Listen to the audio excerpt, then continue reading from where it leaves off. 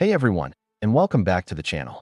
Today, we're diving deep into a topic that affects all of us, the incredible, sometimes frustrating, and often mysterious world of sleep.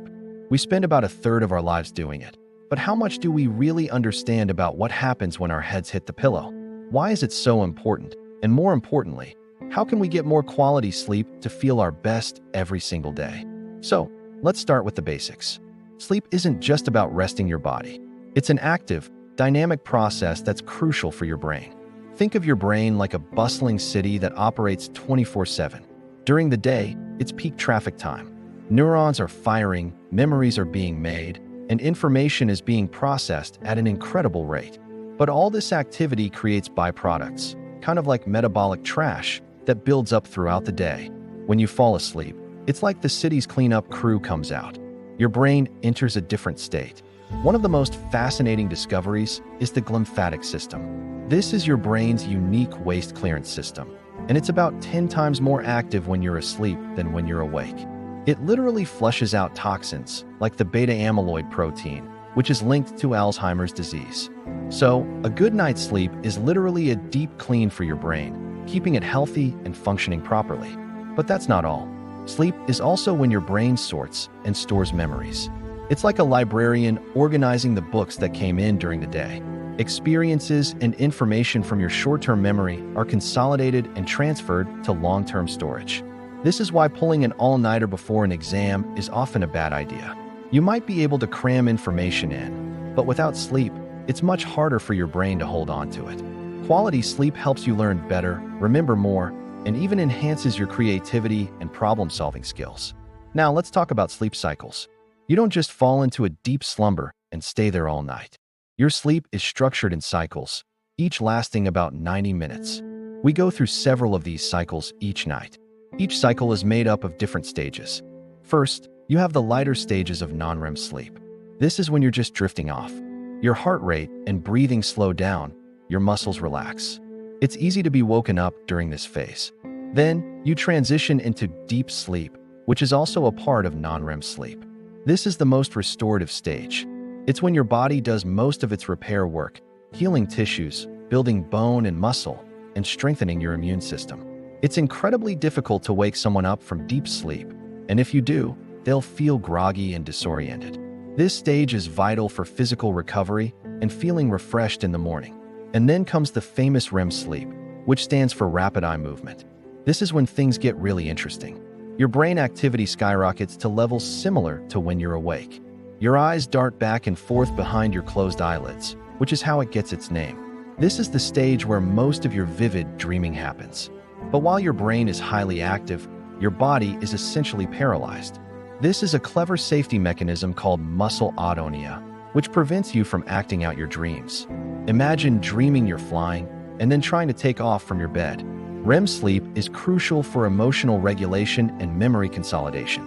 It helps you process the day's events and manage stress. So, a healthy night's sleep is a beautiful dance between these different stages. You need the right balance of deep sleep for physical restoration and REM sleep for mental and emotional health. But here's the problem. In our fast-paced, always-on world, many of us are chronically sleep-deprived.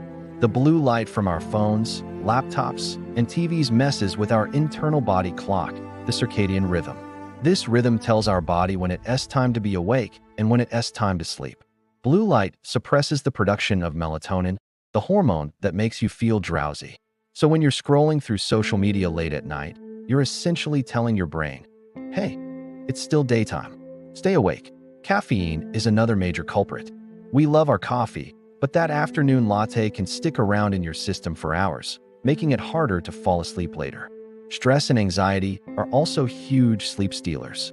When you're worried, your body is in a state of high alert, producing cortisol, the stress hormone, which is the opposite of what you need to relax and drift off. The consequences of poor sleep are serious and go far beyond just feeling tired. It weakens your immune system, making you more susceptible to getting sick. It can lead to weight gain by messing with the hormones that regulate hunger.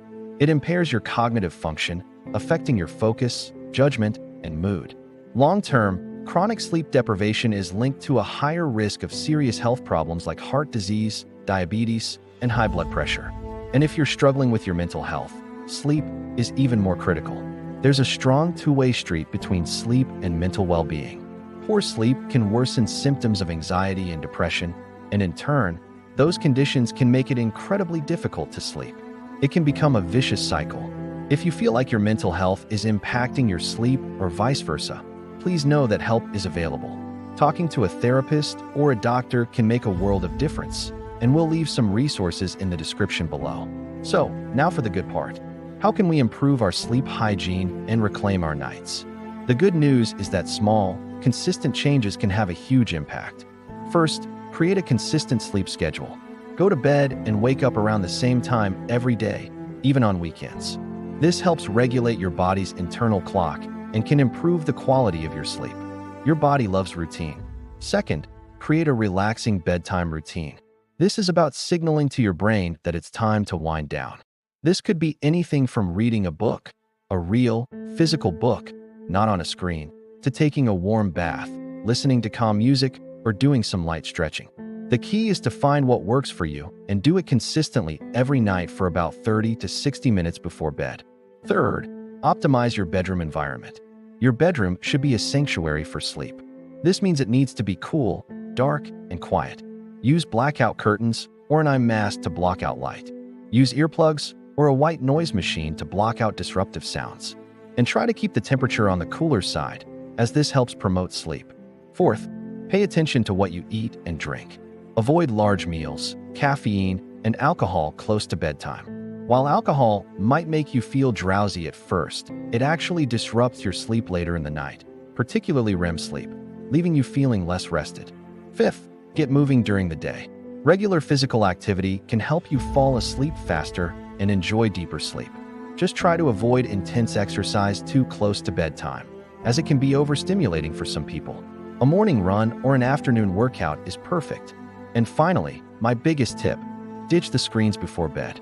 I know it's hard, but try to put away your phone, tablet, and laptop at least an hour before you plan to sleep. The blue light is just too disruptive. If you absolutely must use a screen, use a blue light filter or wear blue light blocking glasses. Getting a good night's sleep isn't a luxury, it's a biological necessity. It's one of the most powerful things you can do for your physical health, your mental clarity, and your overall happiness. By understanding the science behind sleep and making a few simple changes to your daily habits, you can transform your nights and, in turn, transform your days. So I challenge you this week to try implementing just one or two of these tips. Maybe it's setting a consistent bedtime or creating a screen-free hour before you turn in. Let me know in the comments which tip you're going to try, or if you have any of your own sleep secrets that work for you.